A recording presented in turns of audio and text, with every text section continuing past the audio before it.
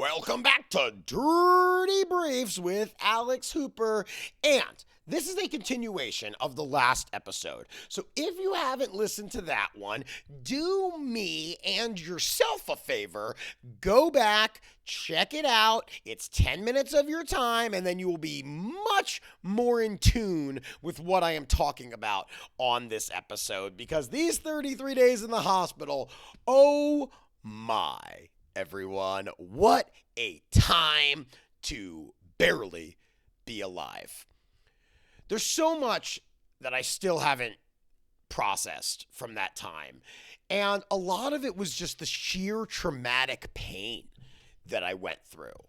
Because even though I was on a lot of painkillers, some things are just too strong within your body to react to the medicine that they are giving you. And since my body was swollen and my blood wasn't working properly, I was in pain all the time.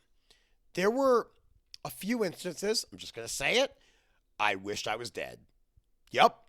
Not something I have felt in a very long time. I am not suicidal by any means. But when you're in that state and it's very difficult for you to picture any life outside of this place because every day is exactly the same. You're eating the same food. You're seeing the same nurses, the same doctors. You're watching the same shitty television.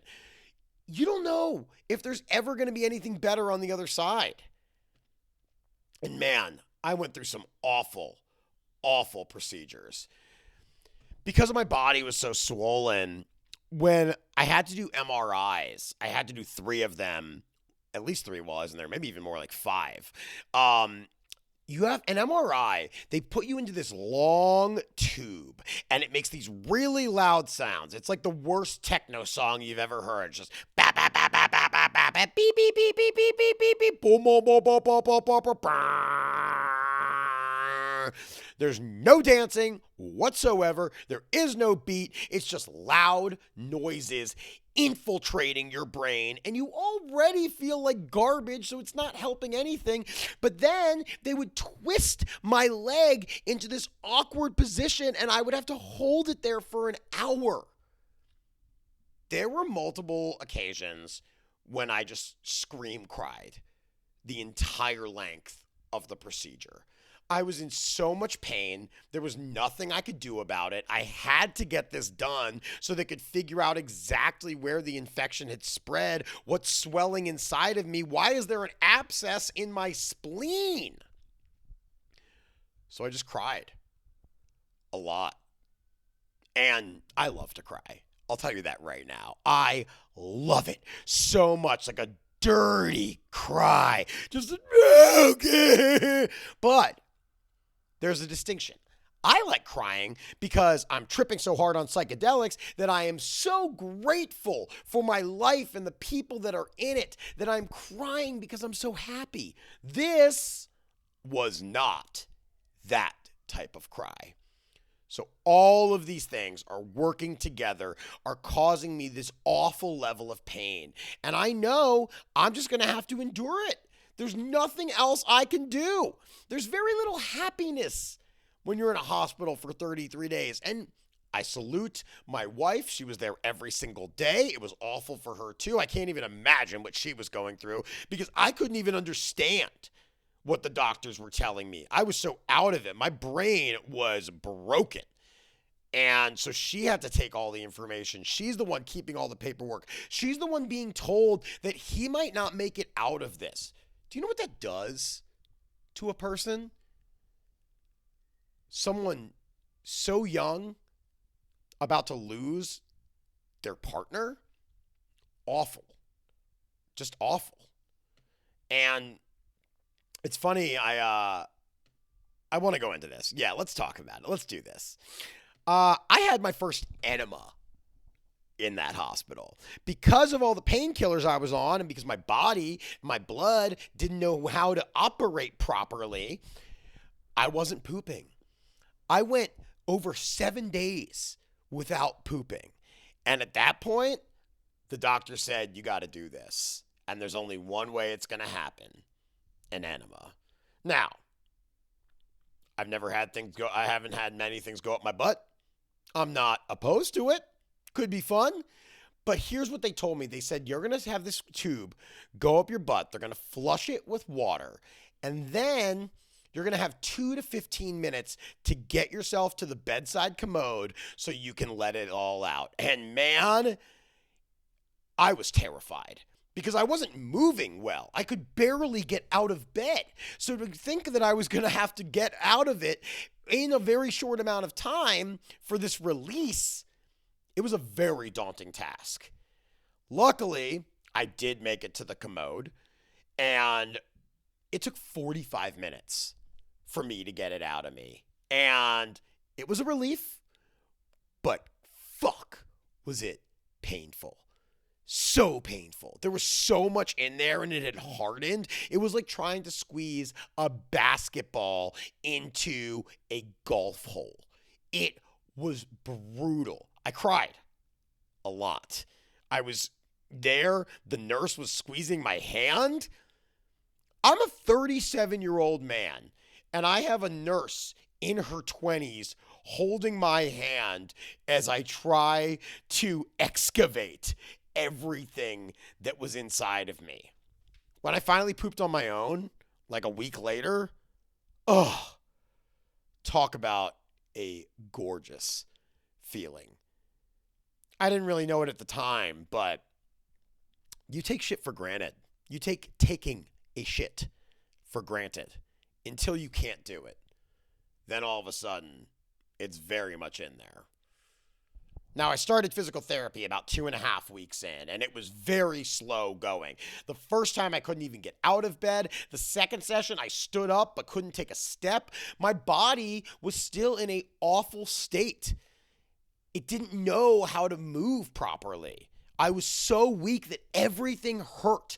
Everything I did, every movement I made caused me pain. But I knew that I had to do this stuff. And there were days when I was doing my physical therapy or my occupational therapy, and I wanted to do more. I wanted to, because all I could think about was, how am I ever going to get better if I don't get out of this hospital? And part of me getting out of here is knowing that I need to strengthen my body, strengthen my muscles, and get my head right so I can walk out of here. Well, that's what I wanted to do. The hospital team had a different idea. They would stop me. I would go halfway down a hallway and they'd say, that's enough. And I would say, no, I can do more. And they'd say, actually, you can't. Because if you do, we have to report that to your insurance company, and then they're going to kick you out of the hospital before it's time.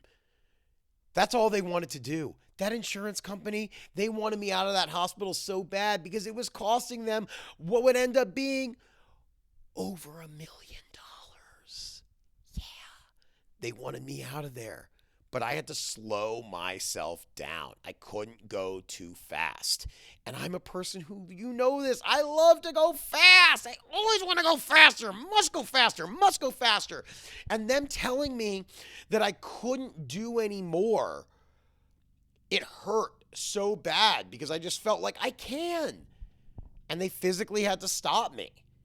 And that was a lesson that I had to take in. I had to learn that. And it wasn't easy. It really wasn't. Right before I got out of there, I thought I was getting out. And then, because of an MRI, they realized that I had a very old injury in my knee, and that's why my right knee was 3 times the size of my left knee, and it wasn't draining properly. So they had to do a minor surgery and keep me in an extra 5 days past when I was supposed to be out of there. So they drilled 4 holes in my knee, and they attached tubes that spent the next 3 days draining out of it. And, just thing after thing after thing. Right? Everything that's going wrong is happening at the same time, and it's just piling on top of each other. And in that time, how do I stay positive? How do I find the inspiration, the strength to keep looking forward and knowing that this is temporary? This is not my life. I am a person who is fun, who is silly, who travels, who spreads joy to as many people as I can. And here I am, barely hanging on by a thread, practically dead. I had to come to terms with that. I almost died. Like, really close. Really, really close. And here I am trying to come back stronger than ever. And I have to exercise patience. I have to do my physical therapy exercises every single day. This is not going to be an easy process. And I know that. I know that. I mean, at one point, I really lost my cool. When the doctor told me I would have to stay in there for 5 more days, I was just everything that emanates from me, that radiates the light inside of me, it went dark. And I shut down. And I was just like, fuck this hospital, fuck everyone I know, fuck everything I've ever done, fuck absolutely everything. I don't want to be here anymore. I don't want to do this. And I started snapping at doctors. I did my best to not snap at a nurse. And if I did, I apologize immediately, because I cannot tell you enough to be grateful to your nurses and doctors. Those nurses, they don't have to take care of you. It's part of their job. They don't have to care, but they do. They do. I had a girl in her 20s have to wipe my ass because I was incapable. So you better believe that was not her dream that morning, to wipe my butt. But she did it. She kept a smile on her face, and we kept making jokes. So I tried my best to never yell at them. They didn't deserve that. But it was hard to keep my cool.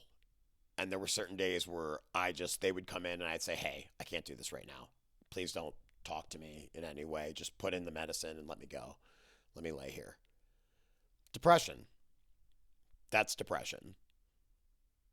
I think it's unavoidable in that situation. What kind of freak would I be if I was like, I'm having the best time in here. Oh my gosh, I never want to leave. Everything in my life has led to this specific moment, and I am just exuding joy from every pore. Nope. Not when my blood had turned to poison. I'm going to be coming to terms with this for a long time. There are lessons that I will never stop learning. There will be memories that just get into my head out of nowhere. And I will remember being in that MRI tube, just scream crying for long periods of time. There's a lot of trauma that I have to process, and I need to do it. I have to do it. Otherwise, it will ruminate inside of me. It will be marinating in there, and who knows when it will bubble to the surface and come out in a very negative way. There's going to be more on this. There's going to be more, but I don't want to overload you. I know this episode was a lot. The last 3 have been a lot. They're going to get sillier. I promise. You know me. I try to keep it light, but I'm also not afraid to tell you the truth. And now that I can talk about it candidly, it feels pretty good. So please, come out to a show and listen to the really good jokes about all this. HooperComedy.com, at Hooper Hair Puff on all social media. Subscribe right now to Dirty Briefs. 10 to 15-minute episodes every single week, just for you. Well, and also for me. I love you very much. Have a wonderful rest of your day.